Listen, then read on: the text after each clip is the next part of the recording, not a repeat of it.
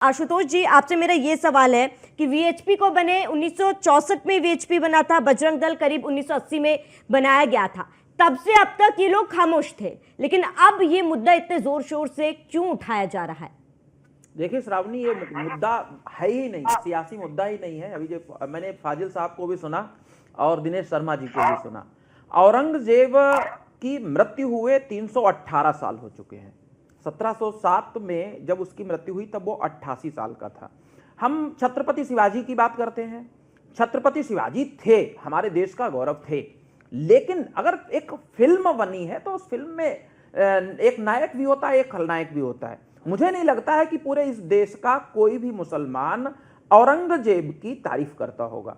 अकबर को महान बताते हैं, जहांगीर के शासनकाल को याद किया जाता है, शाहजहां के शासन को याद किया जाता है। खुद बाबर ने जब इब्राहिम लोदी को पराजित करके मुगल शासन की नींव रखी थी, उसने सोचा नहीं होगा, किसी ने कल्पना नहीं की होगी कि औरंगजेब जैसा भी एक शासक आएगा, वो शासक जो आकर के एक क्रूरता की पूरी हद को पार कर देगा और स्थितियां यहां तक की पहुंच जाएंगी कि उसने सत्ता के लिए अपने पिता को कैद में डाल दिया, अपने भाइयों की हत्या कर दी। लेकिन औरंगजेब को गए हुए समय कितना हो गया है? 318 साल हो चुके हैं। 318 साल बाद अगर आज इस देश में औरंगजेब की बात हो रही है, अगर उसकी कब्र की बात हो रही है, तो हमारे देश के हर व्यक्ति को तार्किक होना चाहिए और यह भी बौद्धिकता के साथ सोचना चाहिए कि क्या आज औरंगजेब कब्र से बाहर निकल करके किसी की हत्या करने लगेगा करके? क्या हमें उनकी ओर भी देखना चाहिए, जो आज एक सिनेरियो तय करने के लिए, माहौल बनाने के लिए औरंगजेब की बात करते हैं। बात कभी सनातन की बात जब एक ओर से उठती है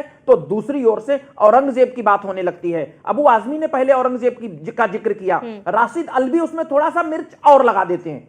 जब कमी थोड़ी सी रह जाती है तो उसमें आते हैं आपके यहां दिल्ली से ही कांग्रेस के एक नेता रहे उदित राज जी, वो उसमें कुछ नया ट्विस्ट लेकर के आ जाते हैं और फिर रही सही कसर पूरी कर देते हैं संजय राउत। महाराष्ट्र में उनकी कब्र है औरंगजेब की, और महाराष्ट्र सरकार में मुख्यमंत्री देवेंद्र फडणवीस ने कहीं भी यह नहीं कहा है कि औरंगजेब की कब्र को हम टूटने देंगे। और मुझे नहीं लग रहा है कि आज का जो पूरा सिनेरियो है, जो माहौल है, जिस तरीके से देश में केंद्र की सरकार चल रही है या प्रदेश सरकार वहां पर चल रही है, जब बाबरी विध्वंस हुआ, जब बाबरी ढांचा गिराया गया, तो कल्याण सिंह की सरकार को अपनी बलि देनी पड़ी थी। कल्याण सिंह की सरकार गिर गई थी। देवेंद्र फडणवीस महाराष्ट्र में कभी ये नहीं चाहेंगे कि औरंगजेब की कब्र को ध्वस्त कराया जाए, कोई वहां कार सेवा जैसा कोई माहौल हो और वहां पर सरकार पर किसी भी तरीके की आंच आए।